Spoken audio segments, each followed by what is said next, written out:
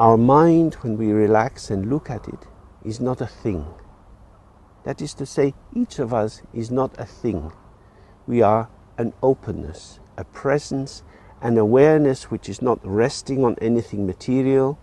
It's not generated by the brain. Our knowledge of the brain is a set of experiences which arise and move through the limpid clarity of the mind itself. We don't have a mind, it's not a possession, but the mind is rather the basis or the sphere within which all our experiences occurs. Our mind is not something inside us, it's not a private possession, it's not a thing which can be determined, and so it's invulnerable. Of course, our bodies are quite vulnerable, our personalities are vulnerable, that is to say, the patterns of identification that we create about ourselves, how we imagine ourselves to be, this is very vulnerable to events. Friends don't seem to like us so much, then we feel hurt. Or we have difficulties at work, we thought we had a clear sense of how our lives would unfold, and it's gone. Or suddenly we become sick and we think, how can this be me? I'm not this kind of person. This shouldn't be happening to me. I can't be me if this is happening. How? How is this possible?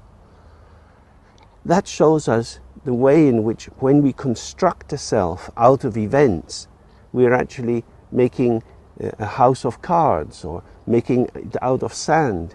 There is no solid essence to our sense of self.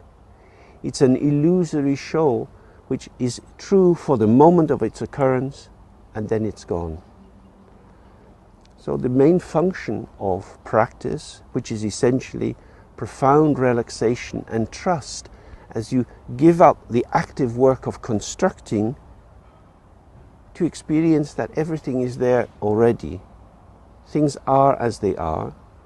Instead of making excess effort, which in fact merely obscures the possibility of the opening of the door to see what is always there, if we stop doing that, there is then a freshness. Something is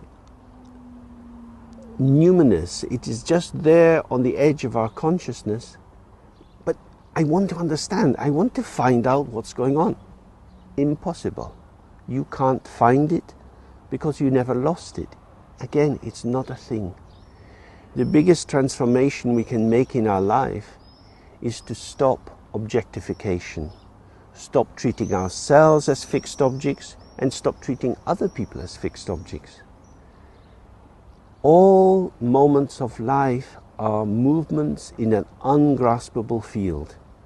Although we know people, we call them our friends, perhaps we even call some people our enemies, and that seems to give a concrete, defined sense of who they are. Actually, we only have moments of shared experience.